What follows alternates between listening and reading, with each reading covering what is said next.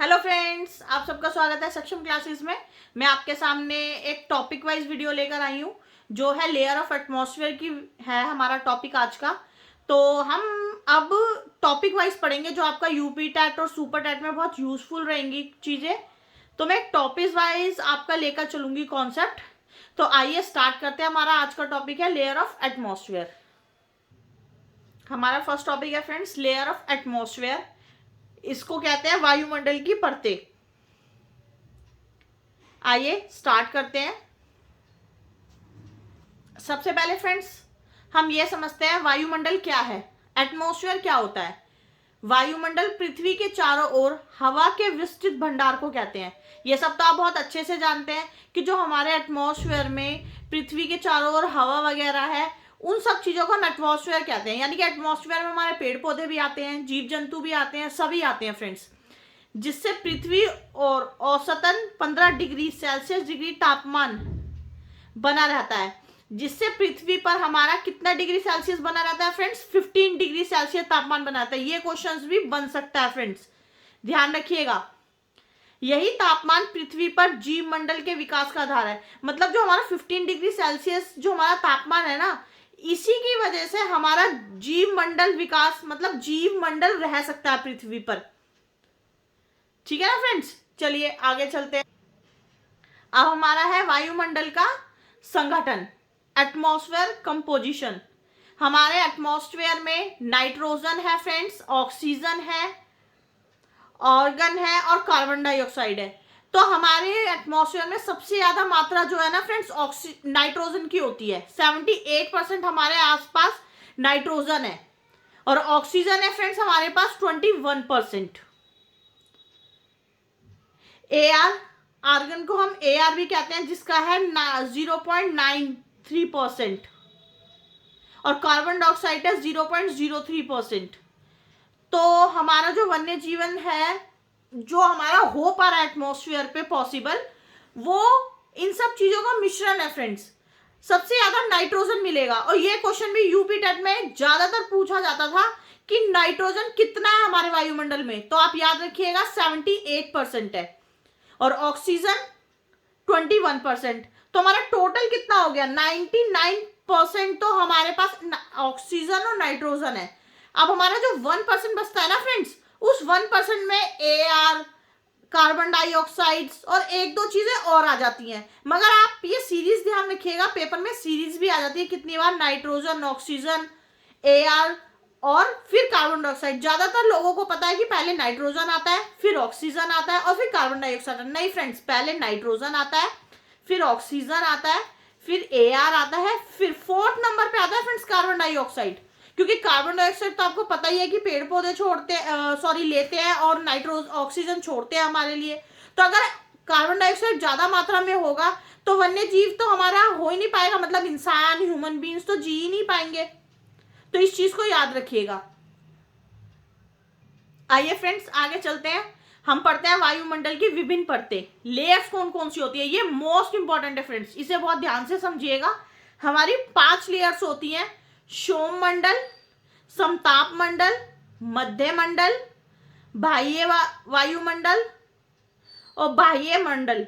मगर देखिए आप इनको दोनों नाम से याद करिएगा, क्योंकि पेपर में सोम मंडल कितनी बार ऐसा होता है ऑप्शन में सोम मंडल क्या कहते हैं लिखा नहीं होता है, उसको ट्रोफोस्फेयर ही लिख देते हैं वो। तो इनके इंग्लिश मीनिंग याद करने भी आपके लिए बहुत जरूरी है, क्योंकि अभी केवीएस के पेपर में तो इससे रिलेटेड कोई क्वेश्चन ही नहीं आया अभी तक की शिफ्ट्स में। तो मगर आप इस चीज को ध्यान रखिएगा, इसके इंग्लिश वर्ड्स भी अगर आप याद करेंगे तो ये आपके लिए ज्यादा यूजफुल रहेगा। देखिए फ्रेंड्स, सबसे पहला हमारा है सोम मंडल, जिसे हम ट्रोफोस्फेयर भी कहते हैं। तो ये हमारे वायुमंडल की सबसे नीची परत होती है फ्रेंड्स, जो जहां पर वन्य जीव हमारा संभव है। अगर आपसे पूछा जाए ना कि वन्य जीव, या फिर एक क्वेश्चन आया था कि बायोस्फीयर हमारा कहां पर होता है, तो हमारा सोम मंडल पे होता है फ्रेंड्स। मतलब जीव जंतु जो भी रह सकते हैं, आप हम सब, वो सोम मंडल पे ही रह सकते हैं।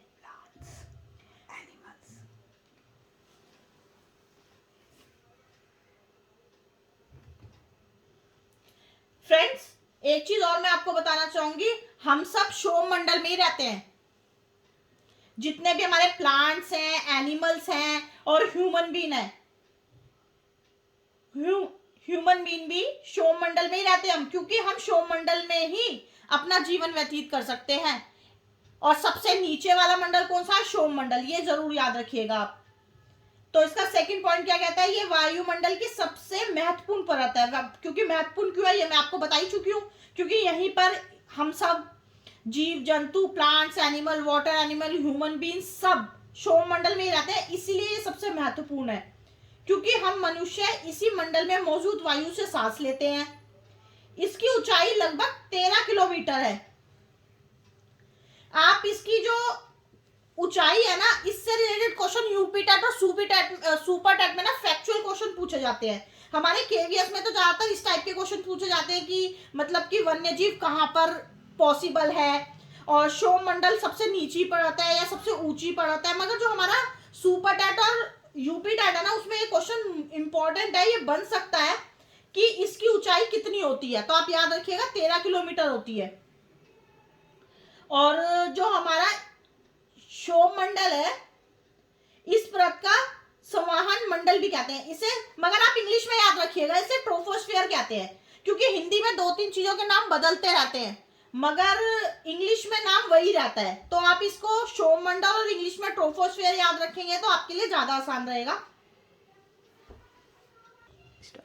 ठीक है फ्रेंड्स, मैं अब आपको इससे रिलेटेड कुछ चीजें बताती हूँ जो पेपर में आती हैं कि हमारे सौर मंडल पे भूकंप आना,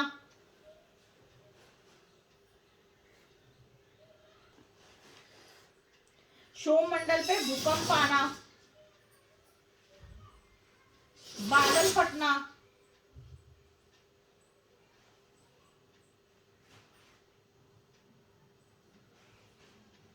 आंधी आना, ये सब फ्रेंड्स सौर मंडल पर ही पॉसिबल है। और एक क्वेश्चन भी आता है फ्रेंड्स कि हिमालय की हाइट क्यों बढ़ती है। ये एक अच्छा क्वेश्चन है कि हिमालय की हाइट क्यों बढ़ती है। बताइए, आप सबको पता है हिमालय की हाइट क्यों बढ़ती है?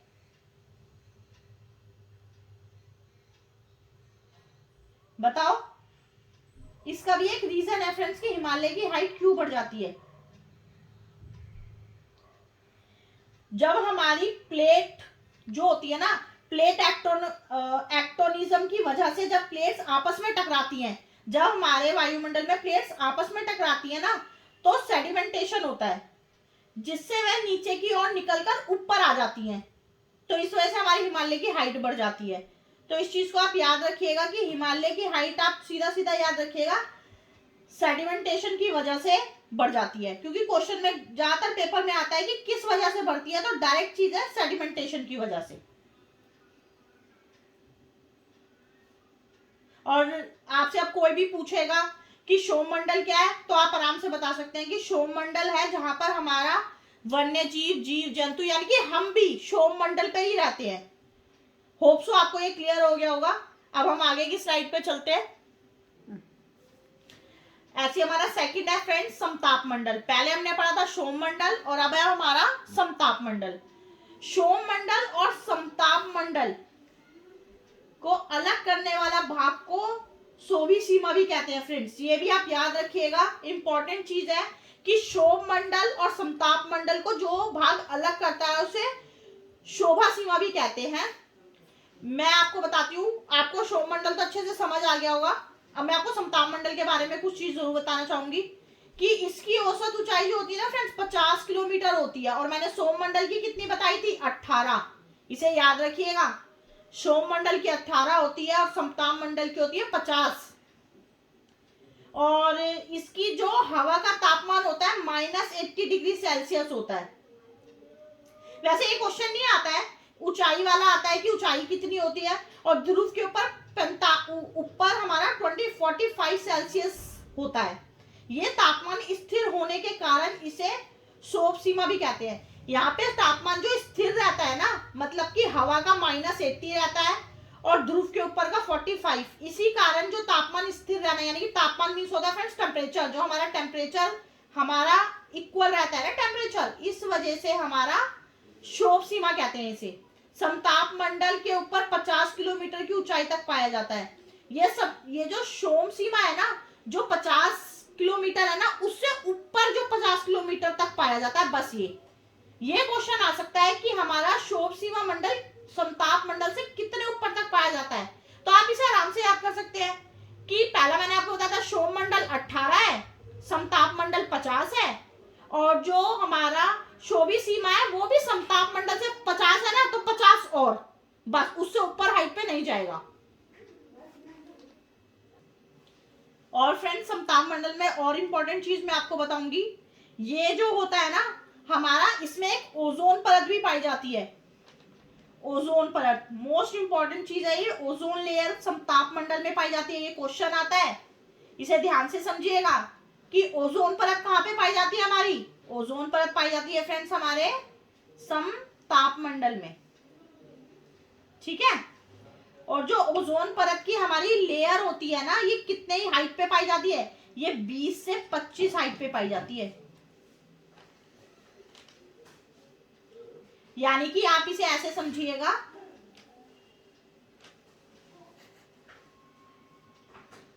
कि जैसे हमारी जो हमारा क्षोभ मंडल था वो हमारा 18 किलोमीटर था, समताप मंडल की डेडलाइन क्या थी 50 किलोमीटर, तो ये 18 से 50 के बीच में 20 से 25 किलोमीटर की हाइट पे पाया जाता है ओजोन लेयर। और ये हमारी पृथ्वी का सुरक्षा कवच है, इसे हम अपनी पृथ्वी का सुरक्षा कवच भी कहते हैं, क्योंकि जो हमारी अल्ट्रावायलेट रेज आती है ना, ये उससे हमारी प्रोटेक्शन करता है। एक तरीके से प्रोटेक्टिव शील्ड भी कहते हैं अर्थ की। ये भी आप याद रखिएगा, इसे प्रोटेक्टिव शील्ड कहते हैं अर्थ की।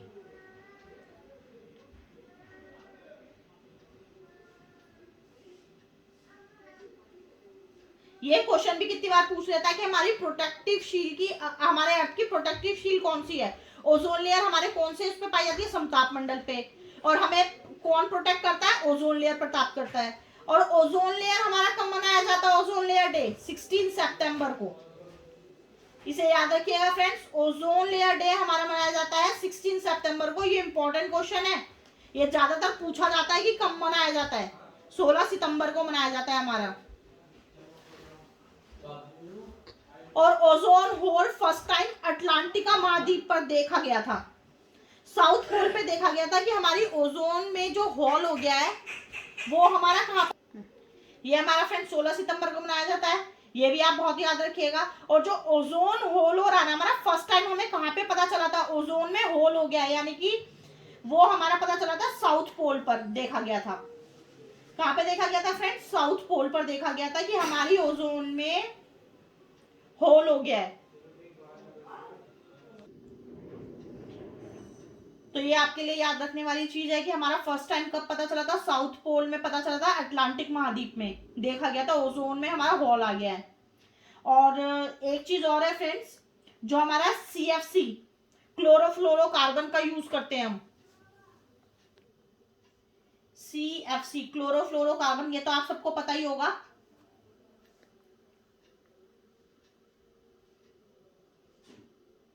ये बहुत हार्मफुल गैस होती है फ्रेंड्स, क्लोरोफ्लोरोकार्बन। ये ज्यादातर हमारे यूज करी जाती है, ये हमारे AC में, रेफ्रिजरेटर में, यानी कि फ्रिज में। ये वो वाली गैस होती है जो ठंडक प्रदान करती है, AC और रेफ्रिजरेटर में यूज करते हैं इसका। ये ओजोन लेयर के लिए बहुत हार्मफुल गैस होती है फ्रेंड्स, तो इसलिए इस लेयर पे बैन है, ये ओजोन लेयर के लिए बहुत ज्यादा हार्मफुल है। तो आप ये चीज याद रखिएगा कि कौन सी गैस हार्मफुल है ओजोन लेयर के लिए सबसे ज्यादा, क्लोरोफ्लोरोकार्बन। तो इसलिए इस पे बैन किया हुआ है, बट ये सिर्फ AC और रेफ्रिजरेटर में यूज होती है। तो आप इससे रिलेटेड मैंने आपको कितनी चीजें बताई हैं कि क्षोभ मंडल जो होता है हमारा वो 18 किलोमीटर की ऊंचाई पे होता है, समताप मंडल होता है हमारा 50 किलोमीटर की, और ओजोन लेयर हमारी होती है फ्रेंड 20 से 25 किलोमीटर, यानी कि 18 से 15 के बीच में जो हमारी रैंक आएगी ना 20 से 25 किलोमीटर की, उसमें हमारी ओजोन लेयर होती है।